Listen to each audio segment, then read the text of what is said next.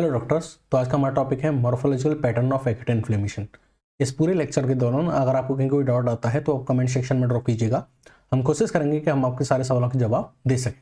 चलिए स्टार्ट करते हैं आज का अपना topic, that is morphological pattern of acute inflammation. तो सपोज करिए आपका कोई टिश्यू है या कोई ऑर्गन है। इस टिश्यू या ऑर्गन के अंदर आपको या तो इंजरी देखने को मिलती है या फिर इन्फेक्शन देखने को मिलता है। अब इन्फेक्शन कैसे देखने को मिल सकता है इस टिश्यू या ऑर्गन के अंदर? अगर इस टिश्यू या ऑर्गन के अंदर किसी पैथोजन की एंट्री होती है, पैथोजन यानी डिसीज कॉजिंग माइक्रोब्स, तो किसी डिसीज कॉजिंग माइक्रोब्स की एंट्री अगर इस ऑर्गन के अंदर होती है तो इस ऑर्गन में क्या देखने को मिलता है? इन्फेक्शन देखने को मिलता है।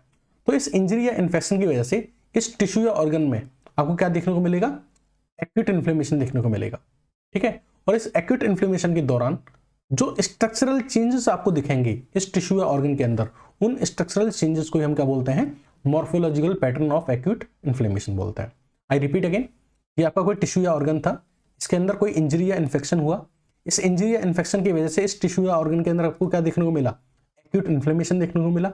इस एक्यूट इन्फ्लेमेशन के दौरान उस टिश्यू के अंदर जो आपको स्ट्रक्चरल चेंजेस देखने को मिले, उन स्ट्रक्चरल चेंजेस को हम क्या बोलते हैं? Morphological pattern of acute inflammation बोलते हैं। जब हमने आपको एक्यूट इन्फ्लेमेशन पढ़ाया था तो वहां पे कुछ कार्डिनल साइंस बताए थे कि जहां एक्यूट इन्फ्लेमेशन होता है वहां आपकी ऑब्जर्वेशन क्या रहती है।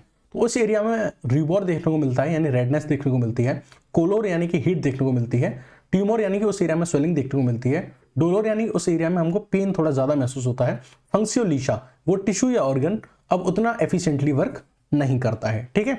तो ये तो हमने बताए थे ऑब्जर्वेशन ड्यूरिंग एक्यूट इन्फ्लेमेशन। लेकिन अगर हमसे बात की जाए कि हॉलमार्क क्या है, यानी वो चीज क्या है जो साबित करेंगे कि हाँ इस टिश्यू या ऑर्गन के अंदर क्या हुआ है? एक्यूट इन्फ्लेमेशन हुआ है।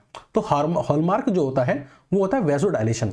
जिस एरिया में एक्यूट इन्फ्लेमेशन हुआ है वहां आपको 100% वेसोडाइलेशन देखने को मिलेगा, यानी ब्लड वेजल्स में डायलेशन देखने को मिलेगा। दूसरा, उस टिश्यू या ऑर्गन के अंदर आपको प्लाज्मा और डब्ल्यूबीसीज का एक्यूमुलेशन देखने को मिलेगा।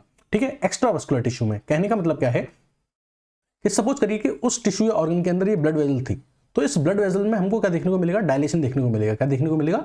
डायलेशन देखने को मिलेगा। इसको हम बोलेंगे वेसोडाइलेशन। तो एक तो ये है कि वेसोडाइलेशन देखने को मिलेगा। दूसरा, जब वेसोडाइलेशन होगा तो इस ब्लड वेजल की जो वॉल है, ये क्या है? आपकी ब्लड वेजल है, इसकी जो वॉल है, इसकी जो परमिएबिलिटी है वो इंक्रीज हो जाएगी। तो हम कहते हैं कि वस्कुलर परमिएबिलिटी इंक्रीज हो जाती है ब्लड वेजल की, जिसकी वजह से इस ब्लड में जो प्लाज्मा था और जो डब्ल्यूबीसीज थी वो बाहर लीक कर जाते हैं, इंक्रीज इन वस्कुलर परमिएबिलिटी की वजह से, और बाहर जाके उस टिश्यू या ऑर्गन के अंदर क्या हो जाते हैं? एक्यूमुलेट हो जाते हैं, जिस कंडीशन को हम बोलते हैं एडिमा। उस एरिया में आपको क्या देखने को मिलेगी? स्वेलिंग देखने को मिलेगी। तो ये दो हॉलमार्क थे, वेसोडाइलेशन और ईडिमा। ब्लड वेसल्स का डायलेट करना और उस एरिया में ईडिमा प्रोड्यूस होना, उस एरिया में या उस टिश्यू के अंदर डब्ल्यूबीसी और फ्लूइड इसका एक्यूमुलेट होना क्या है? ईडिमा है। ये हॉलमार्क थे। ये सारी चीजें हमने प्रीवियसली बहुत डिटेल में डिस्कस कर ली हैं। आज हमें कुछ स्पेशल पैटर्न समझने हैं कि जब एक्यूट इन्फ्लेमेशन होता है तो क्या स्पेशल चीजें हो सकती हैं इन बेसिक चीजों के अलावा। तो एक तो सीरियस इन्फ्लेमेशन देखने को मिल सकता है, फाइब्रस इन्फ्लेमेशन देखने को मिल सकता है, सुपरेटिव और प्यूरिलेंट पस वाला इन्फ्लेमेशन देखने को मिल सकता है, वहां अल्सर घाव देखने को मिल सकते हैं, सूडो मेम्ब्रेनस इन्फ्लेमेशन देखने को मिल सकता है, कैटरल इन्फ्लेमेशन देखने को मिल सकता है और हीमोरेजिक इन्फ्लेमेशन देखने को मिल सकता है। ये सारी क्या चीजें हैं, इनको एक एक करके हम ब्रीफली डिस्कस करेंगे। सबसे पहले हम फर्स्ट वन के साथ डिस्कस करते हैं, दैट इज सीरियस इन्फ्लेमेशन। तो चलिए स्टार्ट करते हैं, व्हाट इज सीरियस इन्फ्लेमेशन। ठीक है, चलिए सीरियस इन्फ्लेमेशन से स्टार्ट करते हैं। सीरियस इन्फ्लेमेशन क्या होता है समझिएगा। तो आपका कोई टिश्यू या ऑर्गन है, तो ये आपका कोई टिश्यू या फिर ऑर्गन है। ठीक है। इसके अंदर क्या हुई है? इंजरी हुई है। ठीक है। या फिर क्या हुआ है? इन्फ्लेमेशन हुआ है।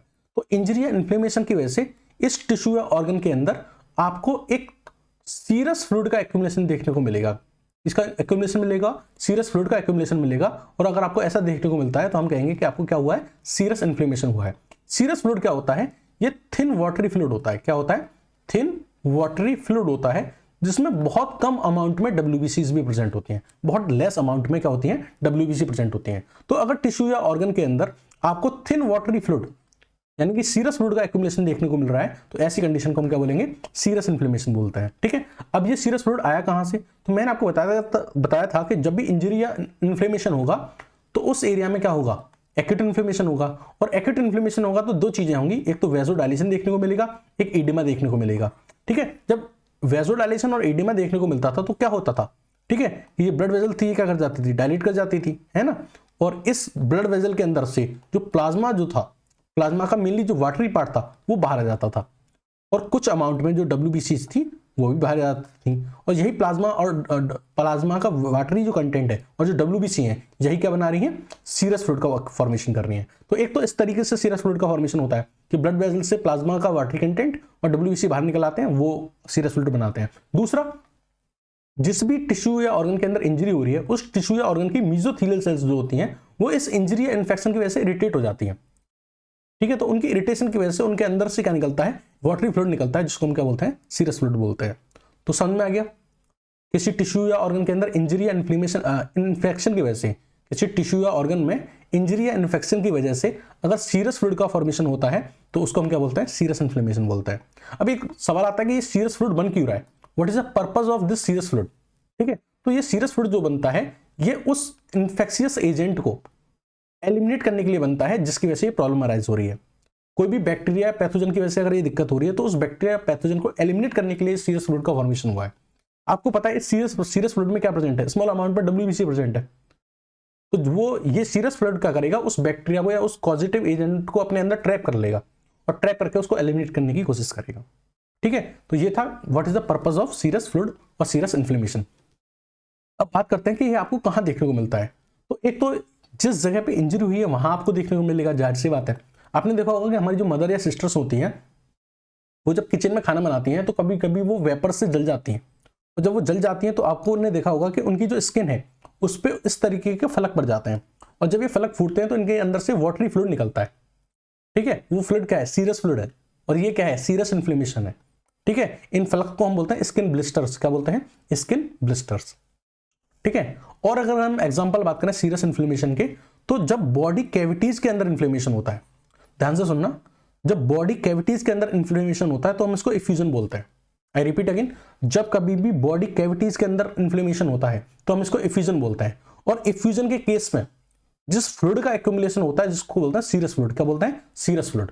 इसलिए जो इफ्यूजन है ये किसका टाइप है, सीरस इन्फ्लेमेशन का टाइप है। आई रिपीट अगेन, अगर कहीं भी बॉडी कैविटीज में इन्फ्लेमेशन हो रहा है तो इसको इफ्यूजन बोलता है। इफ्यूजन के केस में जो फ्लूइड स्टोर होता है, जो फ्लूइड एक्यूमुलेट होता है उसको सीरस फ्लूइड बोलता है। इसलिए जो इफ्यूजन है वो किस कैटेगरी में आएगा, सीरस इन्फ्लेमेशन की कैटेगरी में आएगा। अच्छा, इफ्यूजन यानी बॉडी कैविटी में इन्फ्लेमेशन आपको कहां कहां देखने को मिल सकता है, आपको लंग्स की कैविटी के अंदर देखने को मिल सकता है, यानी प्लूरल कैविटी में देखने को मिल सकता है, हार्ट के अंदर देखने को मिल सकता है आपको पेरिकार्डियल कैविटी में, और पेरिटोनियम जो होती है, पेरिटोनियम क्या होती है, बेसिकली हमारी जो एब्डोमिनल ऑर्गन्स है, ठीक है, उनको प्रोटेक्ट करने के लिए एक कवरिंग होती है जिसको हम पेरिटोनियम बोलते हैं।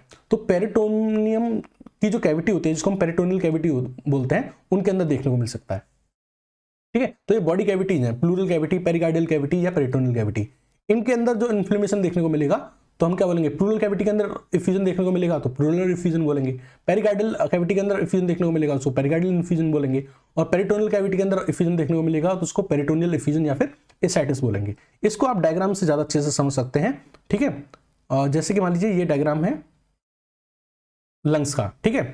तो आपको पता है ये क्या है, आपके लंग्स है, ठीक है, और लंग्स की जो आउटर मोस्ट कवरिंग होती है उसको बोलते हैं प्लूरा, क्या बोलते हैं, प्लूरा।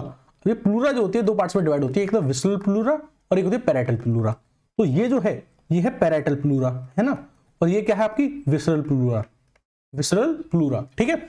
इसके बीच में ये जो बीच में ये कैविटी जो है इसको बोलना प्लूरल कैविटी, क्या बोलते हैं, प्लूरल कैविटी। इस प्लूरल कैविटी में अगर मान लीजिए इन्फ्लेमेशन देखने को मिलता है तो हम इसको बोलते हैं प्लूरल इफ्यूजन, क्या बोलते हैं, प्लूरल इफ्यूजन बोलते हैं। अब यहां जो फ्लूइड एक्यूमुलेट हो रहा है दिस इज सीरस फ्लूइड। तो ये कैसा इन्फ्लेमेशन हुआ, सीरस इन्फ्लेमेशन हुआ। इस सीरस इन्फ्लेमेशन में आपको क्या देखने को मिल रहा है कि इस सीरस फ्लूइड के एक्यूमुलेट होने की वजह से जो लंग्स हैं वो कोलैप्स करते हुए जा रहे हैं। सिमिलरली आपको ये हार्ट में भी देखने को मिल सकता है। हार्ट में भी हार्ट की जो कवरिंग होती है उसको पेरिकार्डियम बोलते हैं। इसके भी दो पार्ट हैं, जो अंदर वाली है ये है विसरल पेरिकार्डियम, ठीक है, जो आउटर वाली है इसको बोलते हैं पैराइटल पेरिकार्डियम। इन दोनों के बीच में जो कैविटी है इसको बोलते हैं पेरिकार्डियल कैविटी। इस पेरिकार्डियल कैविटी में अगर इन्फेक्शन हो जाता है तो उसको हम क्या बोलते हैं, पेरिकार्डियल इफ्यूजन बोलते हैं। यहां जो फ्लूइड एक्यूमुलेट हो रहा है वो कौन सा है, सीरस फ्लूइड है। तो ये किसका एग्जांपल हुआ, सीरस इन्फ्लेमेशन का एग्जांपल हुआ, ठीक है। सिमिलरली आपको क्या किस में देखने को मिलता है, पेरिटोनियल कैविटी में। तो ये आपकी पेरिटोनियल कैविटी है, ठीक है, ये क्या आपकी पेरिटोनियल कैविटी है। इस पेरिटोनियल कैविटी में आपको क्या देखने को मिल रहा है, सीरस फ्लूइड का एक्यूमुलेशन देखने को मिल रहा है। तो हम इसको क्या बोलेंगे, पेरिटोनियल एफिजन बोलेंगे या फिर एसाइटिस बोलेंगे। तो हमने क्या बताया आपको कि सीरियस इन्फ्लेमेशन जो होता है वो आपको कहाँ देखने को मिल सकता है, साइट ऑफ इंजरी में देखने को मिल सकता है। बॉडी कैविटीज में जहां भी इन्फ्लेमेशन होता है उसको हम एफ्यूजन बोलते हैं, एफ्यूजन के केस में देखने को मिल सकता है। या फिर इन्फ्लेमेशन ऑफ साइनोवियम, आपको पता है साइनोवियल जॉइंट होता है, दो बोन्स जो होती हैं उनके बीच में जो जॉइंट होता है, ठीक है, कहीं हमें साइनोवियल जॉइंट देखने को मिल सकता है दो बोन्स के बीच में। तो ये जो कैविटी है साइनोवियल कैविटी, इसमें इन्फ्लेमेशन हो और यहाँ पे सीरियस फ्लूइड का एक्यूमुलेशन होने लगे तो वहां भी आपको सीरियस इन्फ्लेमेशन देखने को मिल सकता है, ठीक है। तो ये तो हमने बात किया अपने फर्स्ट इन्फ्लेमेशन के बारे में, दैट इज सीरियस इन्फ्लेमेशन। अब हम बात करते हैं नेक्स्ट इन्फ्लेमेशन के बारे में, दैट इज फाइब्रिनस इन्फ्लेमेशन। तो हमारे फर्स्ट हमने डिस्कस कर लिया सीरियस इन्फ्लेमेशन, सेकंड हम डिस्कस करेंगे अब फाइब्रिनस इन्फ्लेमेशन। तो फाइब्रिनस इन्फ्लेमेशन में क्या होता है कि मान लीजिए टिश्यू या ऑर्गन है, इसमें क्या हुई, इंजरी हुई या फिर क्या हुआ, इन्फेक्शन हुआ। तो टिश्यू या ऑर्गन में इंजरी या इन्फेक्शन होने पे अगर फाइब्रिनस फ्लूइड का डिपोजिशन हो रहा है, फाइब्रिनस फ्लूइड का डिपोजिशन हो रहा है टिश्यू या ऑर्गन के अंदर, तो हम इसको क्या बोलेंगे, फाइब्रिनस इन्फ्लेमेशन बोलेंगे। डिफरेंस क्या था, यहां पे सीरियस फ्लूइड का एक्यूमुलेशन हो रहा था, लेकिन फाइब्रिनस इन्फ्लेमेशन में फाइब्रिनस फ्लूइड का एक्यूमुलेशन होता है। अंतर क्या है, तो सीरियस फ्लूइड में क्या था, सिर्फ फ्लूइड वाला पार्ट था, यानी कि लिक्विड पार्ट था। और मैं इसको डायग्राम से बनाऊं तो क्या था, प्लाज्मा पार्ट था, है ना, और क्या था, कुछ डब्ल्यूबीसी प्रेजेंट थी, बहुत कम अमाउंट में क्या प्रेजेंट थी, डब्ल्यूबीसी प्रेजेंट थी। जो आपका फाइब्रिनस इन्फ्लेमेशन होता है तो ये तो था सीरियस फ्लूइड, लेकिन जो फाइब्रिनस फ्लूइड होता है उसमें हमें क्या देखने को मिलता है, इसके अलावा फाइबर्स देखने को मिलते हैं इस तरीके से। और क्योंकि फाइबर्स देखने को मिलते हैं, फाइब्रिल्स देखने को मिलते हैं, इसलिए हम इसको क्या बोलते हैं, फाइब्रिनस फ्लूइड बोलते हैं, और इन्फ्लेमेशन को क्या बोलते हैं, फाइब्रिनस इन्फ्लेमेशन बोलते हैं। तो आई रिपीट अगेन, किसी टिश्यू या ऑर्गन के अंदर इंजरी या इन्फेक्शन की वजह से अगर फाइब्रिनस फ्लूइड का एक्यूमुलेशन होता है तो हम उसको क्या बोलते हैं, फाइब्रिनस इन्फ्लेमेशन बोलते हैं। अब ये फाइब्रिनस फ्लूइड कैसे बना, तो वही रीजन, अगर इंजरी या इन्फेक्शन हुआ है तो क्या होगा, एक्यूट इन्फ्लेमेशन होगा, और एक्यूट इन्फ्लेमेशन हुआ है तो क्या होगा, वेजोडाइलेशन होगा, और वेजोडाइलेशन होगा और क्या होगा, ईडिमा होगा। ईडिमा कैसे होगा कि जो आपकी ब्लड वेजल के अंदर डायलेशन हुआ था, ब्लड वेजल क्या हुई थी, डायलेट की थी, है ना, और डायलेट की थी तो उसमें से क्या हुआ था, प्लाज्मा और डब्ल्यूबीसी बाहर आए थे, प्लाज्मा और डब्ल्यूबीसी आए थे बाहर आए थे, ठीक है। लेकिन इस केस में क्या होता है, फाइब्रिनस इन्फ्लेमेशन के केस में ये जो परमिएबिलिटी है, जो इसको मैं अलग एक अच्छे से डायग्राम से बना के दिखाता हूं आपको, यहां बना के दिखाते हैं, ठीक है। तो इस केस में क्या होता है कि जो आपकी ये जो वॉल्स होती हैं, ब्लड वेजल की जो ये वॉल्स होती हैं, इनकी परमिएबिलिटी सीरियस इन्फ्लेमेशन वाले केस से ज्यादा इंक्रीज हो जाती है। तो जब इन ब्लड वेजल्स की वॉल की परमिएबिलिटी ज्यादा इंक्रीज हो जाएगी तो प्लाज्मा तो बाहर निकलेगा, ठीक है, डब्ल्यूबीसीज भी बाहर निकलेंगी, इनके साथ साथ प्लाज्मा प्रोटीन भी बाहर निकल आती है। क्या निकल आती है, प्लाज्मा प्रोटीन भी बाहर निकल आती है। तो यहां क्या होता है कि फाइब्रिनोजन नाम की जो प्लाज्मा प्रोटीन है वो भी बाहर निकल आती है। जब वो बाहर निकल के आके टिश्यू के अंदर एक्यूमुलेट होने लगती है तो यहाँ क्या आ रही है, प्लाज्मा प्रोटीन्स आ रही हैं, ठीक है, कौन सी, फाइब्रिनोजन। तो ये फाइब्रिनोजन जब बाहर आ जाती है तो ये फाइब्रिनोजन जो होती है वो फाइब्रिन में कन्वर्ट हो जाती है। और जो आपको ये दिख रहे हैं ये क्या है, बेसिकली फाइब्रिन्स हैं। ये किससे बने हैं, फाइब्रिनोजन के कन्वर्जन से बने हैं। तो ये फाइब्रिनोजन जो होते हैं ये डिपॉजिट हो जाते हैं किसके अंदर, एक्स्ट्रा वास्कुलर स्पेस में, यानी उस ब्लड वेसल से बाहर निकल के उस टिश्यू के अंदर, ठीक है। अब ये जो फाइब्रिन्स होते हैं बेसिकली इनको हम डिकम्पोज कर सकते हैं, ठीक है, एलिमिनेट कर सकते हैं with the help of macrophages and fibrinolysin. लेकिन अगर मान लीजिए वो एलिमिनेट नहीं होते हैं तो फिर ये हमारे लिए बहुत स्कैरी हो सकता है, बहुत ज्यादा डेंजरस हो सकता है, ठीक है। ये जो हमको देखने को मिलता है फाइब्रिनस इन्फ्लेमेशन जो हमको देखने को मिलता है, एक तो ये आपको फाइब्रिनस पेरिकार्डिटिस में देखने को मिल सकता है, वही जो आपकी पेरिकार्डियल कैविटी थी, ऊपर हमने जो बताया था हार्ट की जो कैविटी थी पेरिकार्डियल कैविटी थी, अगर उसमें इन्फ्लेमेशन हो जाए, फाइब्रिनस इन्फ्लेमेशन हो जाए। दूसरा फाइब्रिनस प्लूराइटिस के केस में भी देखने को मिल सकता है। मान लीजिए वही हमारी जो लंग की कैविटी थी, प्लूरल कैविटी, उसके अंदर सीरियस फ्लूइड का फॉर्मेशन ना होकर अगर फाइब्रिनस फ्लूइड का फॉर्मेशन हो रहा है तो उसको क्या बोलेंगे, फाइब्रिनस प्लूराइटिस। अगर हार्ट के अंदर, हार्ट की जो पेरिकार्डियल कैविटी थी उसके अंदर सीरियस फ्लूइड का फॉर्मेशन ना होकर फाइब्रिनस फ्लूइड का फॉर्मेशन हो रहा है तो हम इसको क्या बोलेंगे, फाइब्रिनस पेरिकार्डिटिस, ठीक है। दूसरा हमको फाइब्रिनस मेनिंजाइटिस, ठीक है। अगर मेनिंजेस के अंदर इन्फ्लेमेशन देखने को मिल रहा है, आपको पता है ब्रेन की कुछ लेयर्स होती हैं, पायामीटर, आर्केनॉइड और ड्यूरामीटर, अगर उनके अंदर मान लीजिए क्या हो रहा है, बैक्टीरियल इन्फेक्शन हो रहा है, और बैक्टीरियल इन्फेक्शन की वजह से क्या हो रहा है, फाइब्रिनस इन्फ्लेमेशन हो रहा है, फाइब्रिनस फ्लूइड का एक्यूमुलेशन हो रहा है, तो उसको क्या बोलेंगे, फाइब्रिनस मेनिंजाइटिस, ठीक है। तो ये हमने डिस्कस किया अपने सेकंड फाइब्रिनस इन्फ्लेमेशन के बारे में। तीसरा हम अब डिस्कस करेंगे सुपरेटिव या फिर प्यूरुलेंट इन्फ्लेमेशन, ठीक है। तो next we will discuss about, okay, उससे पहले हम एक बार एक जो आपका डायग्राम है रॉबिन्स का वो डिस्कस कर लेते हैं। तो ये बेसिकली डायग्राम है फाइब्रिनस पेरिकार्डिटिस का, ठीक है। कि जो आपकी जो प्लूरल पेरिकार्डियल कैविटी होती है, ठीक है, आपकी जो हार्ट की विसरल पेरिकार्डियम थी और पैराइटल पेरिकार्डियम थी, तो इन दोनों के बीच में क्या था, ठीक है, पेरिकार्डियल कैविटी थी विसरल पेरिकार्डियम और पैराइटल पेरिकार्डियम के बीच में, ठीक है। तो यहाँ क्या हो रहा था, फाइब्रिनस फ्लूइड का एक्युमुलेशन हो रहा है, तो हम इसको क्या बोलेंगे, फाइब्रिनस पेरिकार्डिटिस। इसको अगर मैं डायग्राम से देखूं तो ये क्या है, आपका हार्ट है ना, और ये क्या है, आपकी पेरिकार्डियम है। पेरिकार्डियम में यहाँ आपको जो आपको ग्रेन्यूल्स दिख को मिल रहे होंगे, ये क्या है, फाइब्रिन्स है। तो deposition of fibrins on pericardium, इसको लाइट माइक्रोस्कोप की हेल्प से दिखाया गया है, ठीक है, जिसमें आप ये देख सकते हैं, ये जो पी वाला पार्ट है बेसिकली ये क्या है, पेरिकार्डियल सरफेस है, और जो एफ वाला पार्ट है वो क्या है, mesh work of fibrin on the pericardial surface, ठीक है। तो हमने दो तरह के इन्फ्लेमेशन अपने डिस्कस कर लिए, one was serous inflammation and second was fibrinous inflammation, ठीक है। अब हम थर्ड डिस्कस करने जा रहे हैं, दैट इज सुपुरेटिव और प्यूरुलेंट इन्फ्लेमेशन। तो ऐसा इन्फ्लेमेशन जहां आपको पस का फॉर्मेशन देखने को मिलता है, ऐसा इन्फ्लेमेशन जहां आपको पस का फॉर्मेशन देखने को मिलता है, उसको सुपुरेटिव या प्यूरुलेंट इन्फ्लेमेशन बोलते हैं, ठीक है।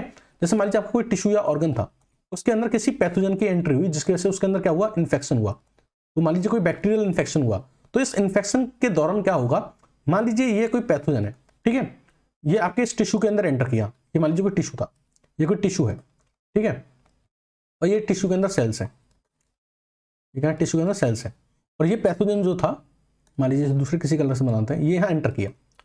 तो इस पैथोजन से बचाने के लिए, इस टिश्यू में आपके पास क्या आएंगी, डब्ल्यूबीसीज आएंगी, क्या आएंगी, डब्ल्यूबीसीज आएंगी। तो यहां मान लीजिए क्या आएंगी, डब्ल्यूबीसीज आएंगी, या फिर मान लीजिए मैक्रोफेजेस आएंगी इस पैथोजन से आपको बचाने के लिए। तो क्या होगा, अब एक बैटल चलेगा, एक लड़ाई चलेगी, ठीक है, किस किस के बीच में, इन डब्ल्यूबीसीज और इस पैथोजन के बीच में। तो जब इनके बीच में फाइट होगी तो क्या होगा, कुछ पैथोजन्स की भी किलिंग होगी, कुछ डब्ल्यूबीसीज की भी किलिंग होगी, बीच में ये जो सेल्स आ रही होंगी, इनसे जो टॉक्सिन्स निकल रहे होंगे, कुछ सेल्स की भी डेथ हो सकती है। तो ये जो डेड सेल्स हैं या फिर जो डेड डब्ल्यूबीसीज हैं या जो डेड पैथोजन हैं, जो बैटल के दौरान जिनकी डेथ हुई थी, वही सब मिलकर क्या बनाते हैं, पस बनाते हैं। तो पस क्या है, इसमें एडिमा फ्लूइड होता है, एडिमा फ्लूइड यानी कि जब इन्फेक्शन हुआ होगा तो वहां पे एक्यूट इन्फ्लेमेशन हुआ होगा, इन्फ्लेमेशन की वजह से यहाँ से प्लाज्मा और डब्ल्यूसी बाहर निकल के आए होंगे, ठीक है। तो एक तो एडिमा फ्लूइड होगा, दूसरा न्यूट्रोफिल्स होंगी जो लड़ाई कर रही हैं, जो बैटल कर रही हैं इस पैथोजन के साथ, और क्या होगा, डेब्रिस ऑफ नेक्रोटिक सेल्स, इस बैटल के दौरान जो आसपास की सेल्स की जो डेथ हुई है वो भी प्रेजेंट होंगी, और ये सारे मिलकर क्या बनाएंगे, पस का फॉर्मेशन करेंगे, ठीक है। कॉज जो होता है कि पस का फॉर्मेशन क्यों होता है, बैक्टीरियल इन्फेक्शन, ठीक है। अच्छा, अभी आपको कहां देखने को मिलता है, एक्यूट अपेंडिसाइटिस, अपेंडिक्स में अगर इन्फ्लेमेशन हो जाए, इन्फेक्शन हो जाए, या फिर एक्यूट बैक्टीरियल मेनिंजाइटिस, अगर आपकी जो ब्रेन की जो कवरिंग होती है, मेनिंजेस जो होती हैं, उनके अंदर बैक्टीरियल इन्फेक्शन हो जाए, पाइलोनेफ्राइटिस, किडनी के अंदर जो नेफ्रॉन्स होती हैं उनके अंदर बैक्टीरियल इन्फेक्शन हो जाए, सुपरेटिव लिम्फेडेनाइटिस, लिम्फ नोड्स होते हैं उनके अंदर बैक्टीरियल इन्फेक्शन हो जाए, या फिर एब्सिस, जब आपकी बॉडी पे कोई फोड़ा बनता है उस केस में, ठीक है, वहां आपको देखने को मिल सकता है।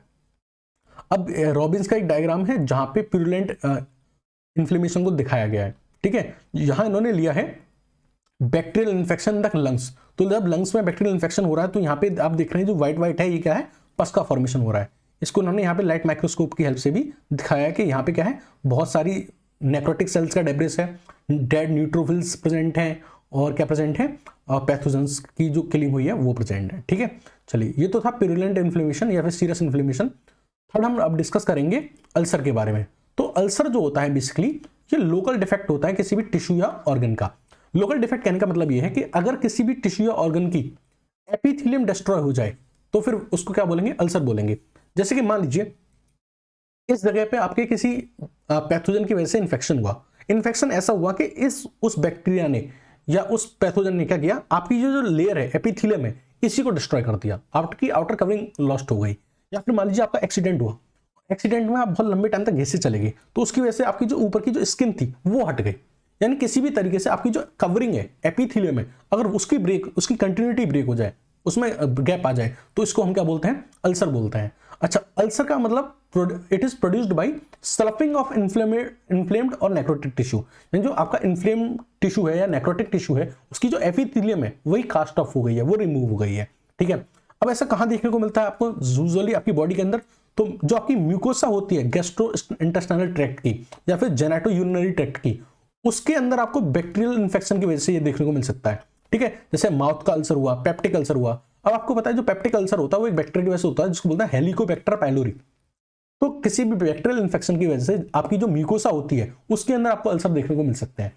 ये जनरली आपको गैस्ट्रो इंटेस्टाइनल ट्रैक्ट और गैस्ट्रो यूरिनरी ट्रैक्ट के अंदर देखने को मिलता है। ठीक है, आपको स्किन में भी ये देखने को मिल सकते हैं जब पर्सन के अंदर सर्कुलेटरी डिस्टर्बेंसेस हो, जिसको हम वेरिकोज अल्सर बोलते हैं। ठीक है, आपकी रोबिन्स में एक डायग्राम भी दे रखा है क्रोनिक ड्यूडेनल अल्सर का। ठीक है, चलिए अब हम बात करते हैं अपने नेक्स्ट इन्फ्लेमेशन के बारे में। तो ये हमारे कुछ इंपॉर्टेंट चीफ थे, अब कुछ हैं छोटे मोटे, उनको भी डिस्कस कर लेते हैं।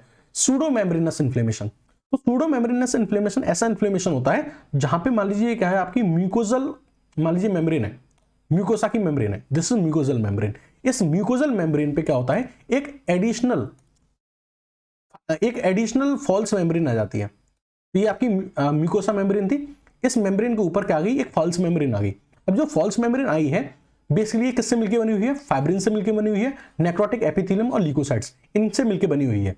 ठीक है, और ये जो फॉल्स मेम्ब्रेन आई है इसने म्यूकोसा वाली मेम्ब्रेन को बहुत कस के क्या कर लिया है, मतलब जकड़ लिया है, और ये पील ऑफ नहीं हो रही है, मतलब ये रिमूव ही नहीं हो रही फॉल्स मेम्ब्रेन जो आ चुकी है इस म्यूकोसा मेम्ब्रेन के ऊपर। अब एक सवाल आता है कि सर ये म्यूकोसा मेम्ब्रेन के ऊपर जो फॉल्स मेम्ब्रेन आई है ये क्यों आई है? तो हमारी बॉडी में मान लीजिए कोई पैथोजन एंटर किया था, कोई बैक्टीरिया एंटर किया था, और ये बैक्टीरिया कुछ ऐसे टॉक्सिन्स रिलीज कर सकता था जो इस म्यूकोसा मेम्ब्रेन को क्या कर सकती थी, डिस्ट्रॉय कर सकती थी। तो इस म्यूकोसा मेम्ब्रेन को इस बैक्टीरिया के टॉक्सिन से बचाने के लिए इस म्यूकोसा मेम्ब्रेन के ऊपर क्या आ गई, एक एक्स्ट्रा लेयर आ गई जिसको हम बोले हैं सूडो मेम्ब्रेन।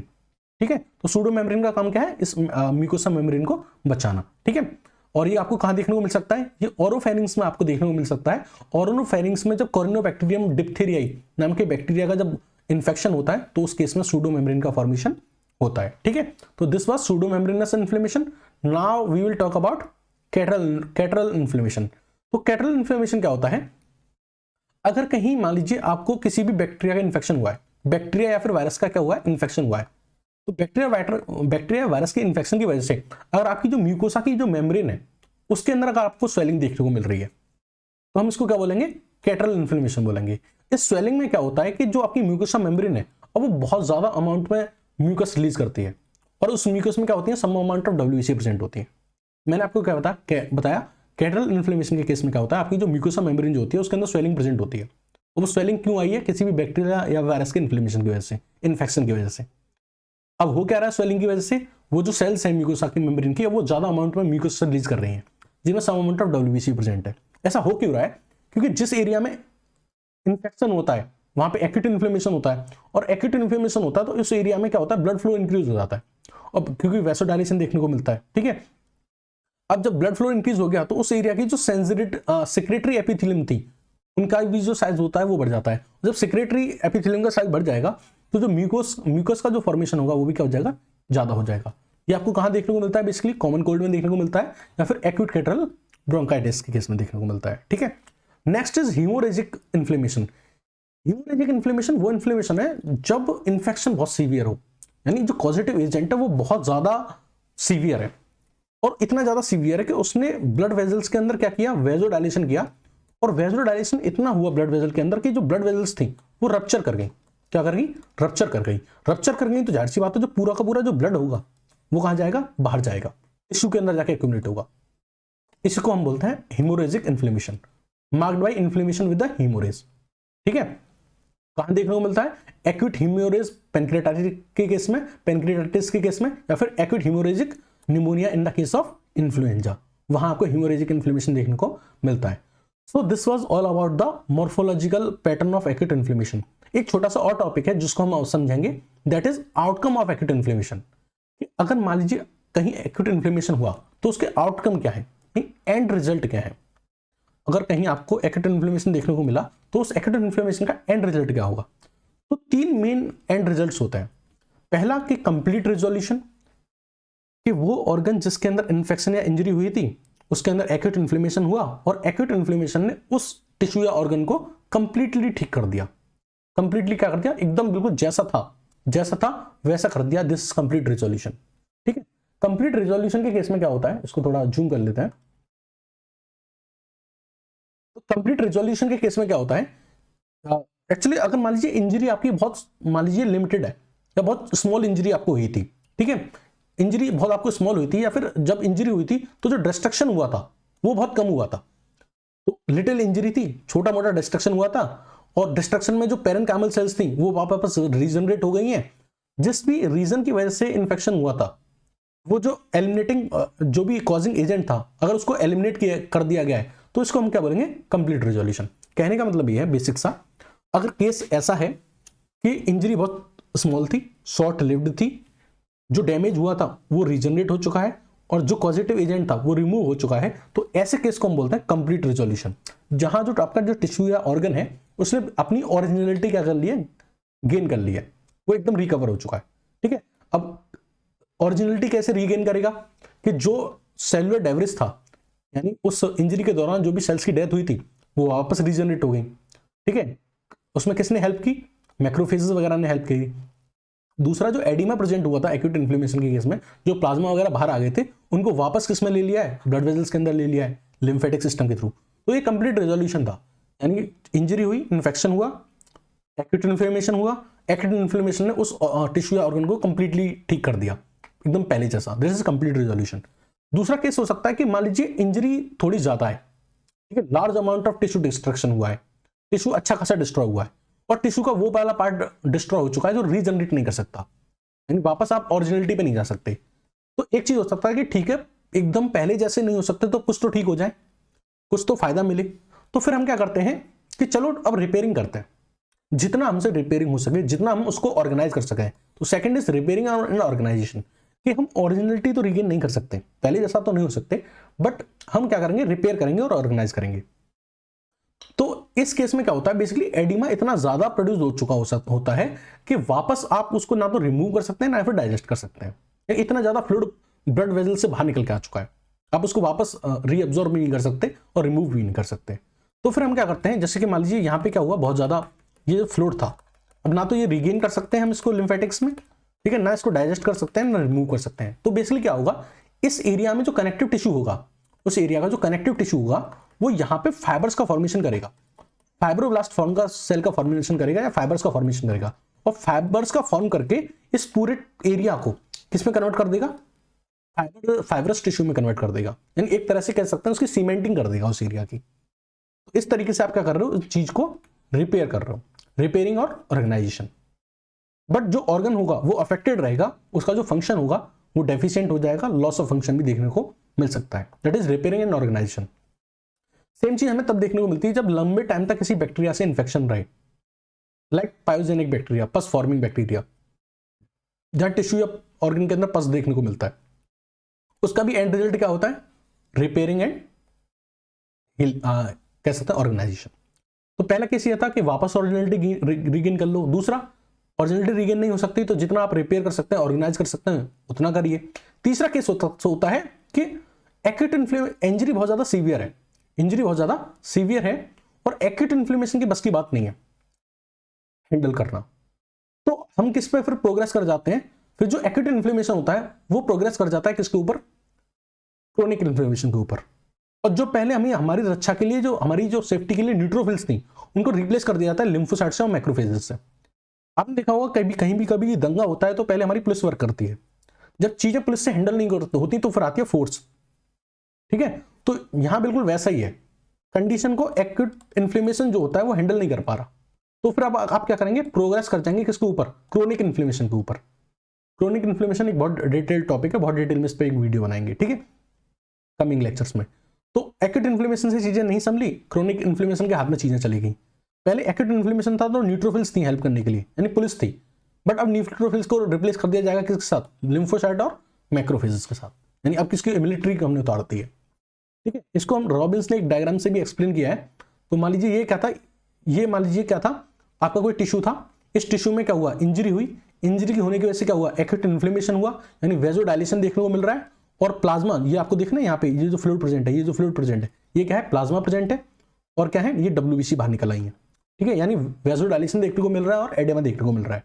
तो एक तो कंडीशन हो सकती है कंप्लीट रेजोल्यूशन, ठीक है, मान लीजिए जो इंजरी थी वो बहुत स्मॉल थी, वीक इंजरी थी, आपने बिल्कुल पहले जैसे हालत वापस रीगेन कर लिए, दैट इज रिजोल्यूशन।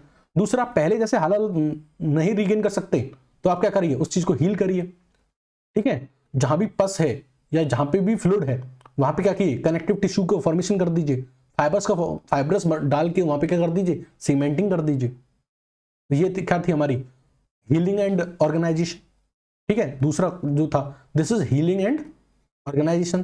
तीसरा इन्फ्लेमेशन जो है वो बहुत सीवियर है, ठीक है। तो अब ये जो एक्यूट इन्फ्लेमेशन होगा ये किस में प्रोग्रेस कर जाएगा, क्रोनिक इन्फ्लेमेशन में।